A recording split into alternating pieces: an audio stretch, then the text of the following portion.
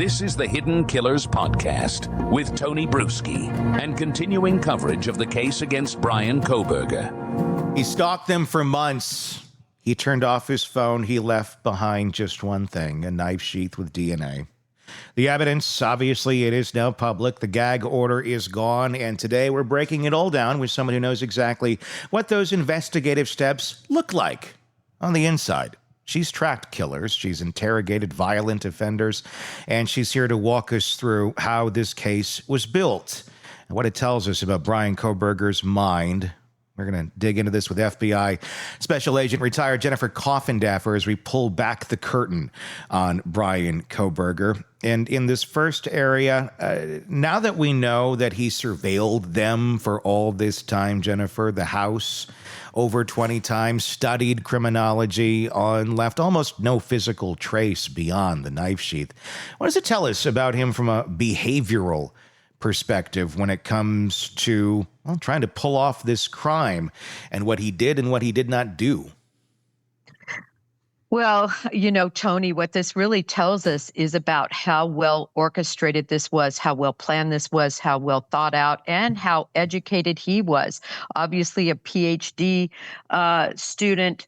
He has had so many criminal justice classes at some of the, finest criminal justice programs at DeSales, and then also at Washington State University, which I think very much helped him in understanding what he needed to do to make sure he could pull off a crime. As you mentioned, the knife sheath was left behind. And then other than that, we have his footprint as well. That he left that was later found through an amino acid technique that's often used to bring up any blood or trace evidence regarding shoe prints and things. So, but other than that, you're exactly right. It showed that he was knowledgeable and he was committed to pulling off the perfect crime.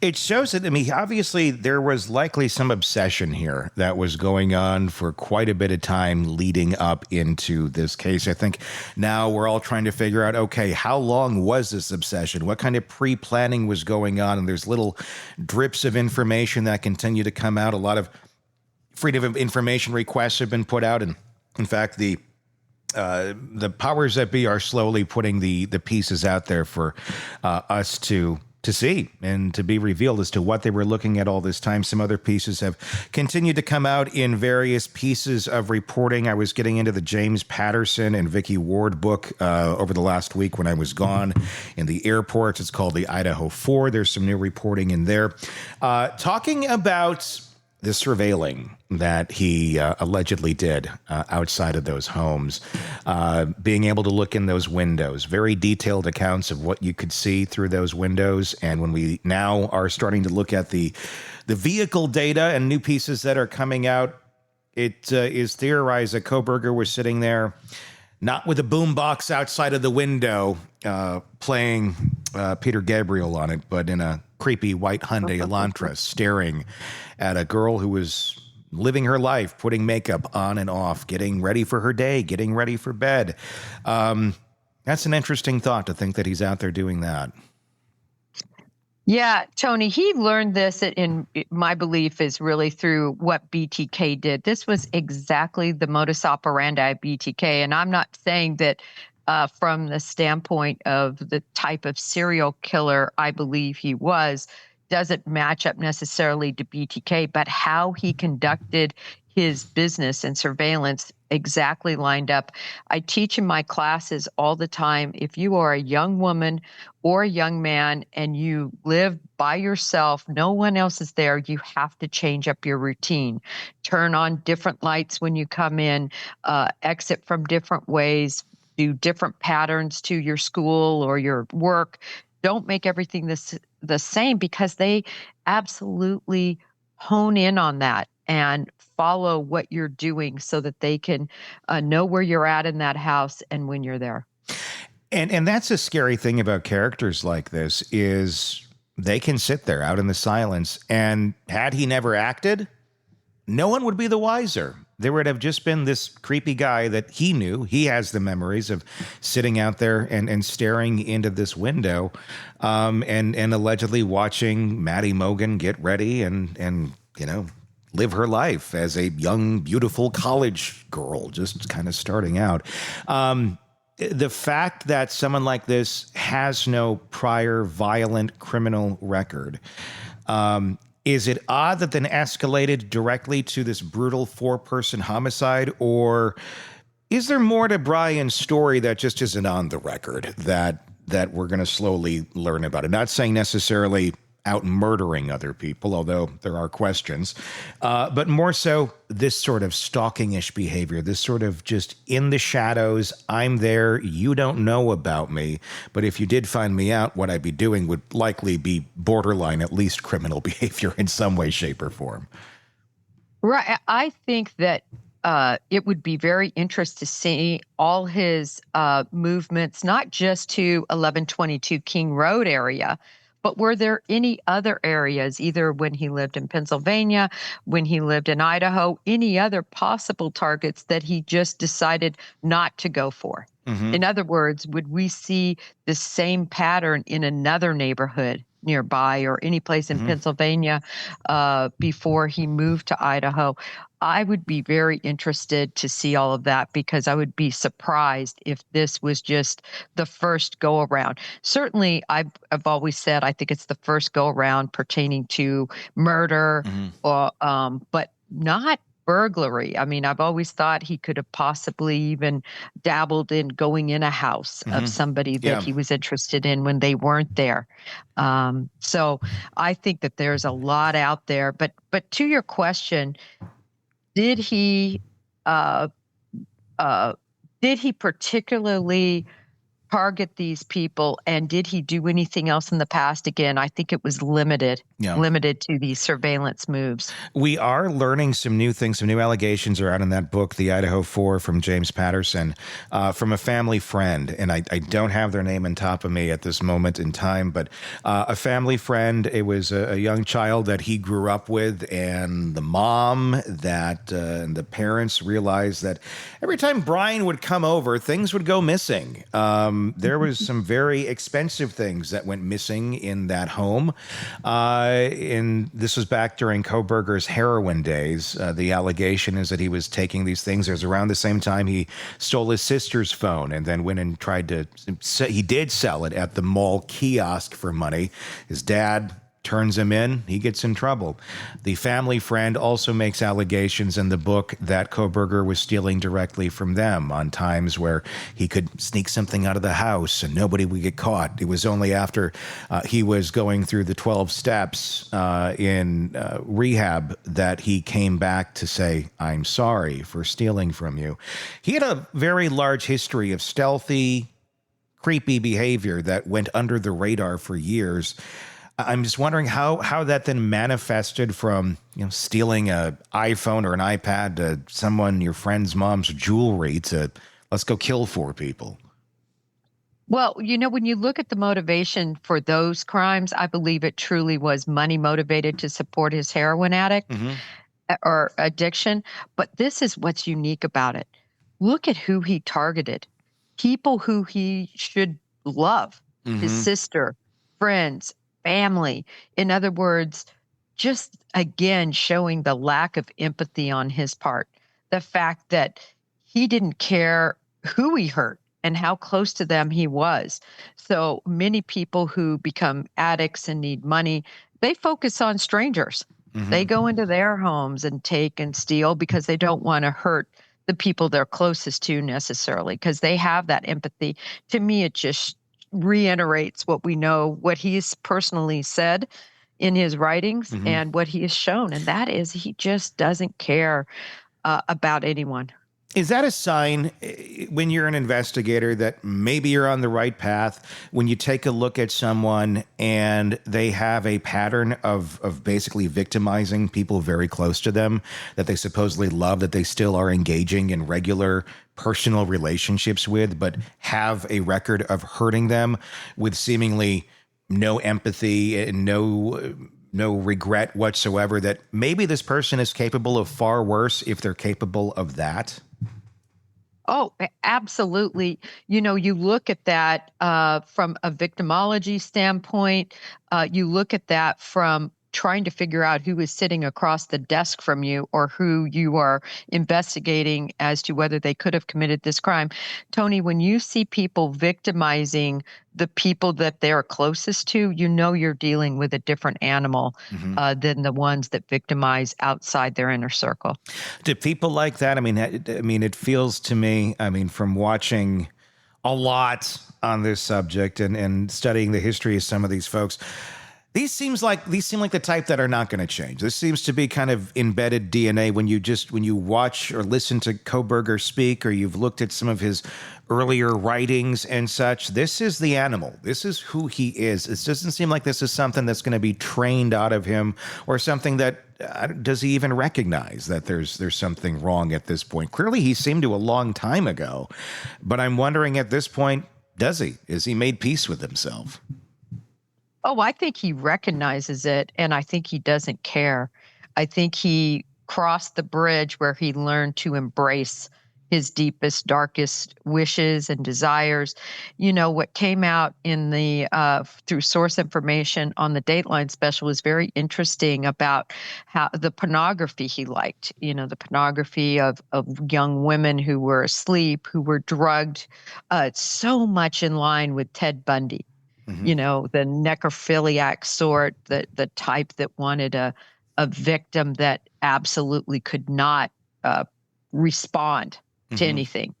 Same with Dahmer. Dahmer is a similar type of the victim that they wanted to attack. It's really gross, and certainly he knew how dark he was, I think. What I'm wondering about with him, and this is just conjecture, is was he naturally that dark of a person? Was he someone who gravitated toward looking up that sort of dark pornography? Someone who gravitated toward the dark idea of killing people in the way that he did? Or was this another extension of learned behavior? Because he had such trouble identifying who he was and what he was, and then he started studying these horrible minds like Ted Bundy and BTK and such. And did he just go, well, I can learn that too? And took on, because it almost feels like he took on the persona of other killers to make the killer that he is today. But I suppose you could look at those killers too, and everybody gets inspiration somewhere. Well, I think when you look at him, and I agree on the inspiration, I think he looked at a lot of different avenues, studied a lot of different serial killers. We know that because of all the classes he took and took under Ramsland and other classes that he took. But I truly believe it's like being a pedophile. No one just wakes up and becomes a pedophile later. Mm-hmm. They become a pedophile, I think, because of something deep and dark that's within them that sexually arouses them. And at the end of the day, the biggest thing I think to denote is this was a sexually motivated crime that he did. Did he get to act out? No, because Kaylee was in bed with Maddie and it surprised him. And Xana was up. And all the things that just went wrong in the visualization of what he thought was going to happen that night, it all turned south for him. But this was sexually motivated, Tony, and this is something that I believe you're born with, so to speak, some, desire like that. Either you have it or you don't. Yeah, some sort of horrible primal something that exists in certain people. Let's talk about the investigation a bit. This is an interesting one. This is one where they didn't sit down and question him. What do you know about this? It was an immediate arrest. Once they knew at least who they thought was their guy early on, they came in and broke the door down at his parents' house in Pennsylvania. In a case like this, how rare is it to see a case to be this tight without ever interviewing the suspect, without ever having any sort of, conversation with mom or dad or people next to him before they go in and make that arrest? That must show that they were very, very confident from the start that this is their guy. Yeah, when you have a case like this, first of all, you can imagine the fright that gripped Moscow, even though early on the messaging was nobody needs to be worried Hmm. about this. This is just a targeted event, right? Hmm. And then slowly the truth really came out. And I think their messaging was so horrible. As many of us said, listen, you have somebody capable of killing 4 people out there. This community is definitely not safe. And certainly the FBI knew that and law Hmm. enforcement knew that. And so the full court press and the ability of them to really put this case together with a approximate 20-page probable cause affidavit, which was just part of the evidence they had. They went in there strong. Remember, too, they received very special from the judge. They received the special ability to go in even before the normal hours of a hit, what we call a hit, right? At Hmm. 6 a.m. They went in before that. And this is very rare. And it shows that they very specifically were so concerned that if they didn't have surprise and speed and violence of action, that in other words, they couldn't call him out. They didn't want to go out when he was awake and could perceive them. He could take hostages. He could kill his parents. He could kill himself and his parents. I Hmm. mean, there were so many terrible scenarios when everybody really looks badly and says, why was this a huge SWAT operation? Well, that's why, Tony. Hmm. They needed to get in and on him quick. They did try to interview him. And initially, he started interviewing with them. And then he shut it down and asked for an attorney. Really? Yes. It, Yep.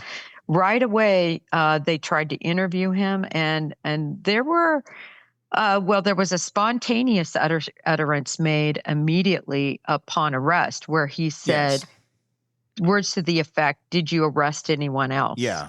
Yeah. And that's been huge speculation. Hmm. Remember, early on, everybody thought, "Oh, there's a conspirator." Some people thought, "No, that's a ruse." Bundy had done a similar ruse, Hmm. and then I really thought he was worried about his parents, Hmm. like harboring him. That's kind of what I lean toward. But I think any of those, the latter two could be possible. Also, him, throwing out the ruse. But I really thought he might have been concerned about his parents, the fact could that be harboring. But yeah, they did a very short interview, and then before he invoked his rights. One thing I wonder about with that, as we now look back on everything, and now we're going to see more that the gag order has been lifted, is did Kohberger try to steer the investigation anywhere else? Obviously, they only have the knife sheath there as far as his DNA on it, and now we're learning more about that footprint. But other than that, there wasn't a lot to go on from the beginning. And the fact that he's asking, was there anyone else? It does make you wonder a little bit. Did he have the foresight in this to try and point them in another direction? Obviously, he was trying to do that a bit. If in fact that was Papa Roger on Facebook, that was saying, "Oh, the Honda might be a red herring." Was that a little too late to the game to try and steer the ship, or I wonder if there was other things that were there that I don't want to say were missed, but were picked up, and the investigator said, "Yeah, that's not evidence. That's somebody that's trying to steer us somewhere else." Well, the Papa Roger, right? I mean, certainly if that was him, he was trying to lead and brag and be grandiose and just like BTK did, Mm-hmm. and just like many others have been done, Zodiac and many others. They love to be able to taunt Mm-hmm. and to just revel in what they've done, only not been caught for. So the Papa Roger always made a lot of sense to me, but we'll see. Still, we don't really have that answer. I think we're going to get the answer. I don't think that's something that they would withhold the metadata concerning the IP address for that. At one point, I know that source reporting from within side, was that definitely it was Papa. But since then, there's been other, posts that have come out that many sleuths have said, "See, this is Papa again." I don't know. We're going to find out. whether he was Papa or not. I don't know how it couldn't be. I don't see how it couldn't be, or I guess someone communicating with him. That's the only other thing I could possibly think of, which I think that's a whole other road that there's no evidence really to go down. But how else would you have a caricature of yourself that looks pretty much exactly like you, putting out information that nobody knows, and nobody knows what you look like at the time? That just, I don't know. It just seems to defy any sort of logic, that it could have been anyone other than Kohberger. But at the end of the day, it still plays into the pattern of behavior, whereas BTK was trying to put letters out into the Wichita Eagle through a floppy disk. He's doing the more modern thing and putting it out there on social media. Are you surprised that the criminology students, in 2022 was too stupid to realize that there's IP addresses and that these sort of things can be tracked, which I'm sure has probably already been done by now, just not publicly released as of yet? Well, am I surprised? No, I just think he thought he would never get caught. There's always this delusion of grandeur that these criminals have. Mm-hmm. They really do believe they're the smartest guy in the room and that they have their tracks covered and that nobody's going to catch them. But, he put out two odd posts also, mm-hmm. One to do with, as I recall, an election and another school board election, I think it was, and another one. I actually contacted the people. I went down this rabbit trail, every single post he made, and I actually ended up getting into contact about one of the posts, and it never made sense because one, I think, was a California deal. It was a political deal. And mm-hmm. then there was another one, I think, if I recall right, I called Missouri on. So there were some weird posts that Papa sent out at the same time that really made no sense. So was that an attempt to divert into other directions? I just always found it fascinating. And no matter who Papa ends up being, he would be the number one person I would want to interview on my podcast, other than if it's Bryan Kohberger, because I would never want to interview him. It makes you wonder if maybe that was, again, post-crime trying to steer the narrative. Maybe a little bit of overstepping, if you will, too, realizing, okay, well, I left the sheath. Maybe I need to press the gas over here a little bit harder since I messed that part up. I don't know. Anything seems to be possible in this as we're still learning more and more about it. Let's talk about the witness trauma. This is something that if there is a good thing about the case not going to trial, other than the families, I know some of them are happy that they don't have to go through it. Obviously, the Gonzalez, and some others not so much. I hear both ends, and I understand both ends as best as I can, not having, a child that was lost like they're going through. But the other big part of this is the ones that survive, the two roommates downstairs that don't have to go on the stand. Thank God. They don't have to be cross-examined by Ann Taylor. They don't have to have their legitimacy questioned. But you still have folks out there, and I think it's dying down. I hope it continues to die down, but there's always a big thing. What's going on with them? Why were they not calling 911? They're texting, I'm really confused, I'm freaking out. In real time, we're learning about all that, and we've learned in great detail about the accounts as to what went on that night, both in Howard Bloom's book and also in the James Patterson one. It goes into great detail. How did the FBI look at that initially? I mean, that is, I guess on the surface, a little bizarre. If you got two people in the house that are not dead and everybody else is, you're going to wonder. But they obviously have a way of sorting out trauma and fact from fiction, and strange behavior from traumatic behavior, and behavior of someone who's just gone through one of the worst moments of their life. How was it that they walked so quickly into saying these girls have absolutely nothing to do with this when we look back on it? Well, anytime you have a murder investigation, you start from within. You start in the smallest circle of people who are associated with your victims. So in this case, of course, the roommates are about as close as you can get because they were approximately close and they were emotionally close and they had a relationship with them. So you have to start breaking down, interview them, and then you corroborate what they say. Well, this was easy, or not corroborate, one way or the other, right? Either what they said makes sense or it doesn't from the independent facts. And in this case, it was easy because they had the cell phone information, they had the texting information.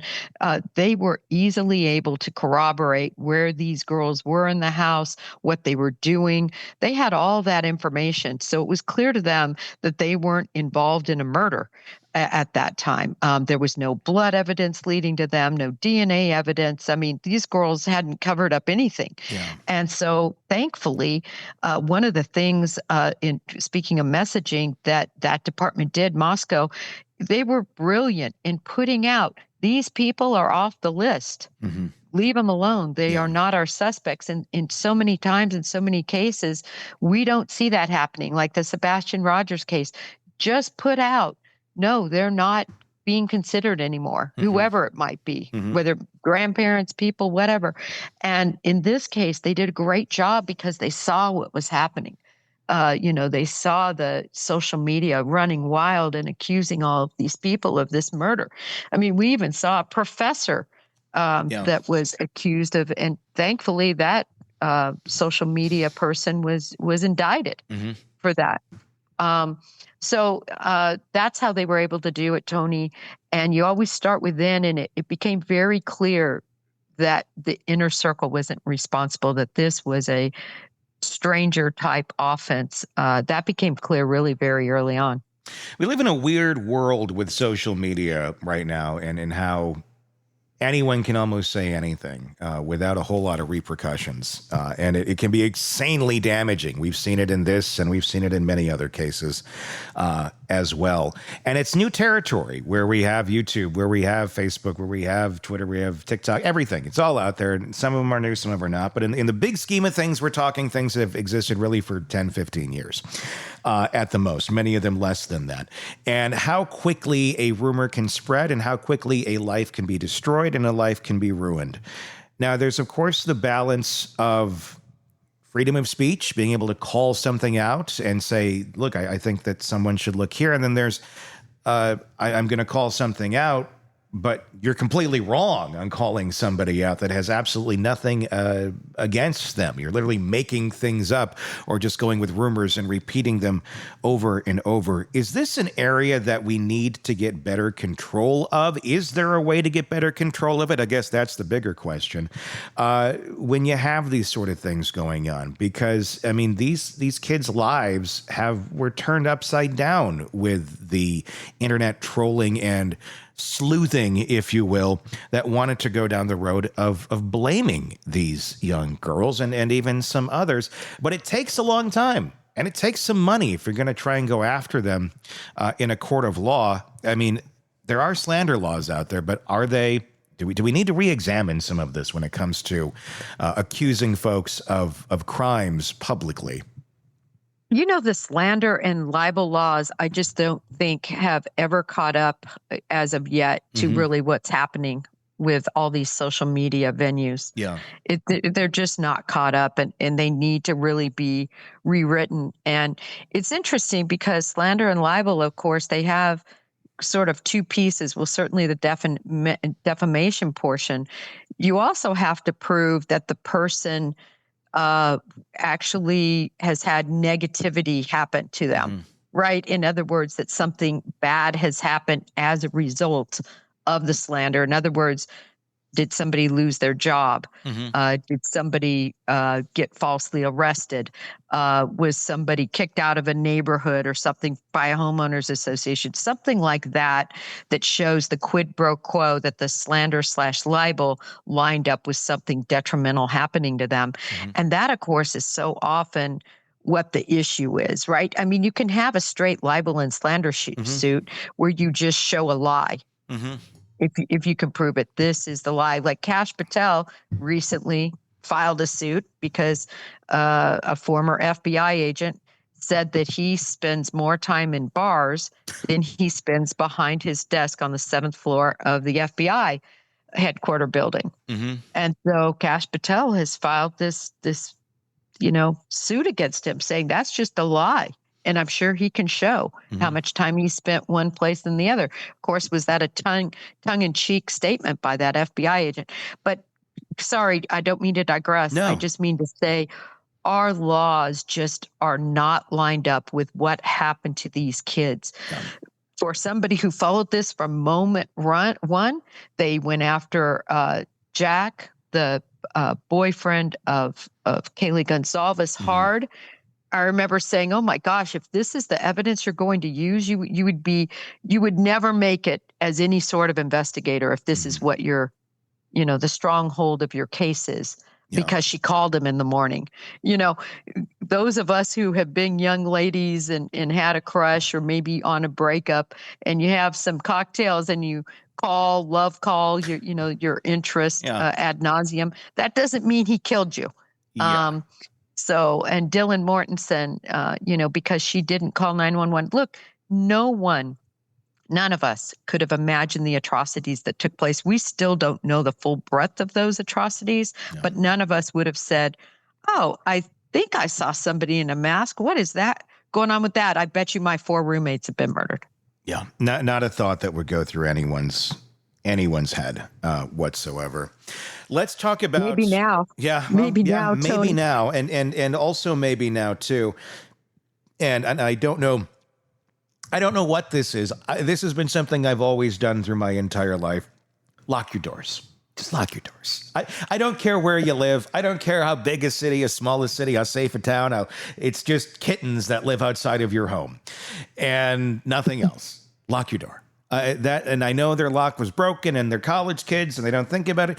I feel like there needs to be a little more stressing of the importance of safety and these sort of steps with young people, because there seems to be, as all young people do, feel a little bit, unstoppable and, immune from anything. But until it happens, I don't know what it'll take for that. I don't know it ever will. I think there's a nice comfort in feeling you don't have to until it's too late.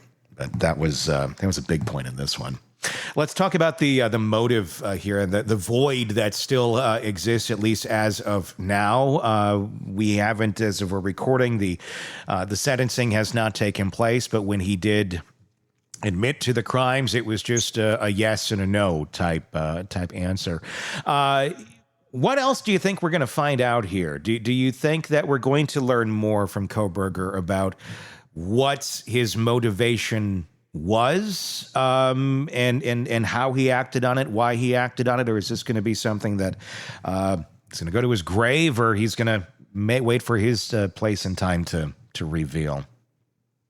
I just, just personally, I don't believe the motive is this difficult.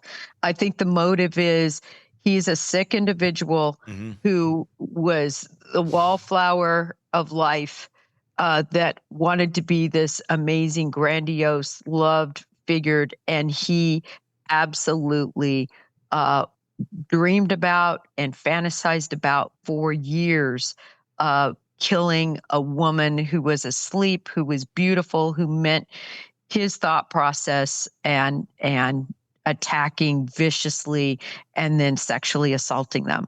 I think that's the motive. But your question, I think, is, are we going to hear it from Kohberger's mouth? Yeah.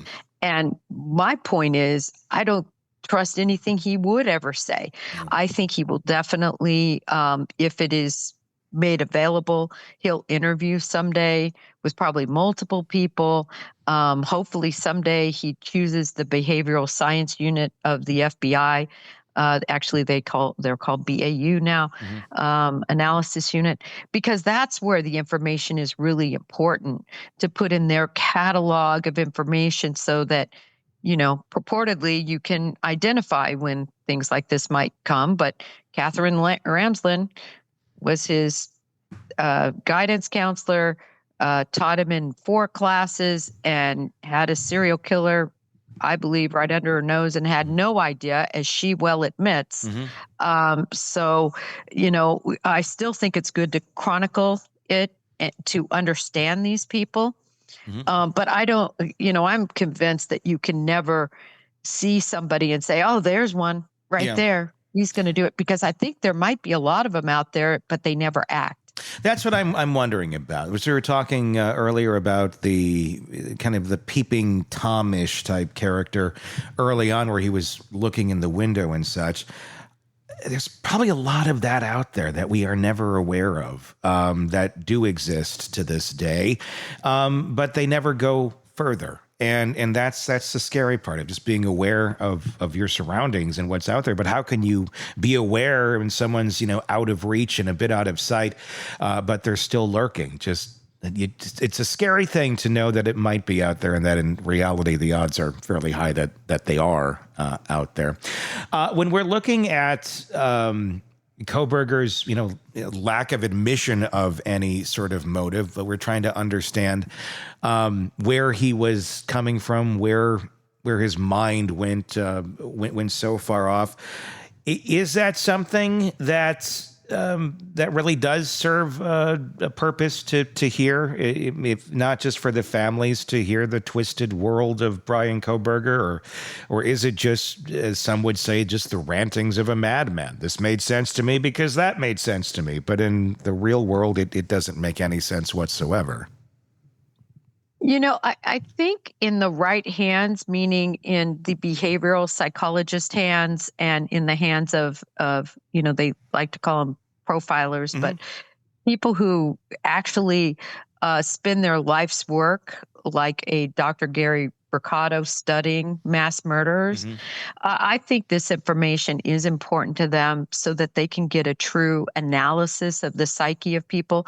A lot of these people end up otherwise dying and never say a word. And I think this way you have an analysis in a totality from lots of different people who are cut from the same cloth that they can talk about, because people are interested in it. But I'm not sure, and not to be cynical, but I just don't know that, other than it being sort of interesting, intriguing, however you want to call it, trying to get into the mind of somebody like this, I don't think it has practical application for prevention, sadly. Yeah. Maddie's injuries and all the injuries of everyone we're learning about more and more. I know you've dug into that a little bit more. What has been found out? What has been released now? And what does it tell us more about, without getting into super great detail, I mean, the brutality of this, and really just showing, I guess, more of the mind of where Kohberger was on this. This wasn't just let's run in and stab people real quick. This seemed to be like there was a target, there was intention, and there was a lot of rage. Well, I think where the rage even more intensified was, imagine you have thought about this for years and you've planned it. You bought your K-bar months and months prior to this. You've been planning this moment that was supposed to be the most cathartic, beautiful moment, your first kill. I mean, I'm just saying what he was thinking. And I'm not trying to be poetic. No. It's like, speaking from his view, you're probably like, Jen, we're not talking about your wedding. It's like the Wonder Years from hell. It's just sick. Remember and you go when? And there's Maddie laying there exactly how you want her, sound asleep, passed out. And then, oh my gosh, there's Kaylee there. So your entire dream, your vision, what you want is completely ruined now.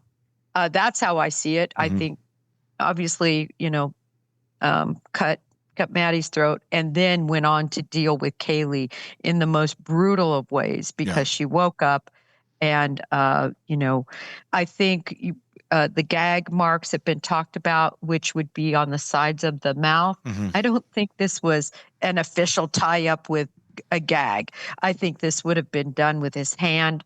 Some people are saying the knife sheath, there was DNA of Kaylee on the knife sheath, that he could have put that in the mouth. But for those of you who have been in a fight, the fighting dirty situation like this, I think he just used his hand to shut her up. And if you do that, you can see you're not going to get bit doing that and cause that. Remember, this would have been all happening very fast.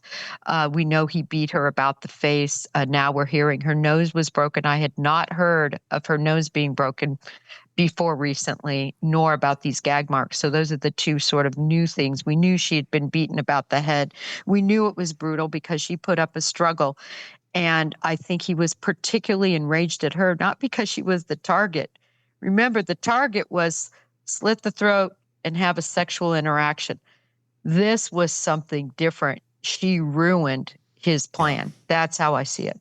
Yeah, the anger came in that form because it stopped him from being able to do allegedly what maybe he wanted to do. That would have made this more, on the surface, a sexually motivated crime. I know there's been some that have said this wasn't, but I mean, at the end of the day, it truly was. You don't have to go that far. There doesn't have to be any sort of rape or sexual interaction to go on for it to be a sexually motivated crime.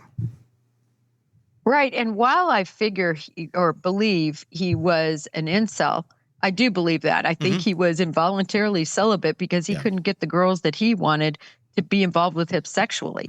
So I think he was an incel from that standpoint. Yeah. But I don't think he was an incel from the standpoint, and I know I disagree with the book that's been written in this vein. I agree with a lot of the book and disagree with this point. This was not that. This was a sexually motivated situation like a Bundy. That's how I see it. I've always seen it that way.